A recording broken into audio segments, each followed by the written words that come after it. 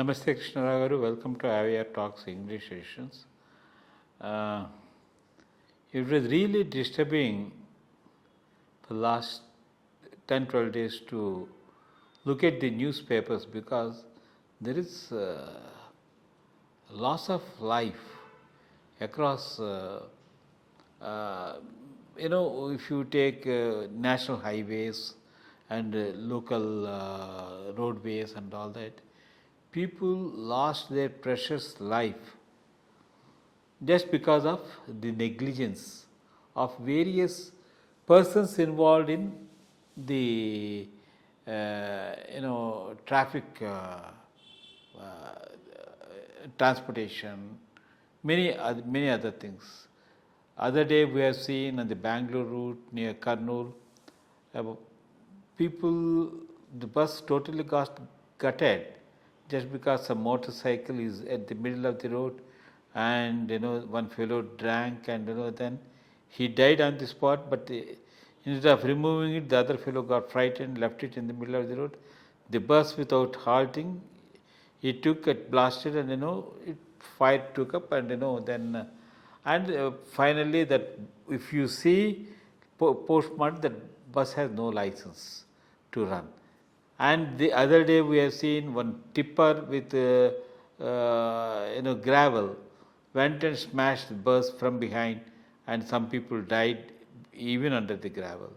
And the other bus accident, some 3 sisters from the same family losing their lives. This is only a tip of the iceberg. There are a number of accidents that are taking place on the roadsides because of the potholes, because there are no dividers, because people driving opposite to the road directions, and drunken habits of the drivers, and unlicensed people driving the vehicle, and outdated vehicles. So many. If you look into that, each accident is preceded by one big story. There is so much of loss, human loss, which you cannot be revived. So how to circumvent these sort of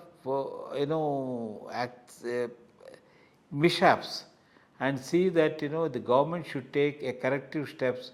In fact, courts should take a suo action and then order the government to see that everything is set in right motion. So it reflects on this particular road accidents. Yeah, one thing is, I wouldn't see road accidents in isolation.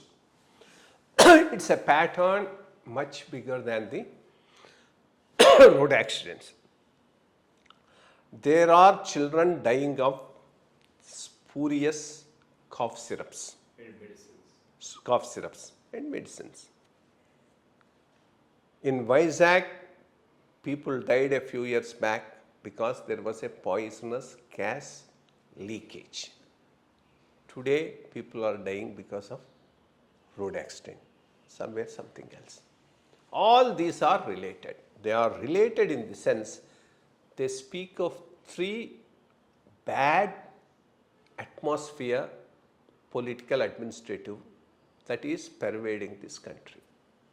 First, very slack regulatory system. That's the most important thing. None of them would have happened if there is a proper regulatory system. If there is a proper regulatory system, the factories inspector who was supposed to inspect those gas boilers or whatever it is in Vizag would have stopped it much before it leaked. If there was a proper drug control system, the cough syrups would not have been death syrups. If there was a proper regulatory system to look after the vehicles, their outfit, people driving it, whether they're drunk or not, and roads are good, these things would not have happened. This is an overall collapse of the regulatory system, more so because of large-scale corruption in the system, both administrative as well as the political corruption. When a posting of a factory inspector is auctioned by the minister and goes to the highest bidder, what type of a regulatory function you ask him to make? Similarly, RTOs, that office itself is a dungeon of corruption. With that type of a system, these things are bound to happen. And the regulatory mechanism of drug manufacturing, in fact, the ministers look towards them to mobilize the funds for their elections. It is the overall collapse of the system, large scale corruption in the system, which is responsible for this road accident, not just some, maybe if that was done, this could not have happened. No, I don't accept that. It's an all pervading situation. Unless there is a shock treatment across the board, these things will keep on happening at one place or the other. Thank you, sir. Let us hope government will streamline and the judicial system also will get involved in trying to put a curb to all these sort of malices. Thank you.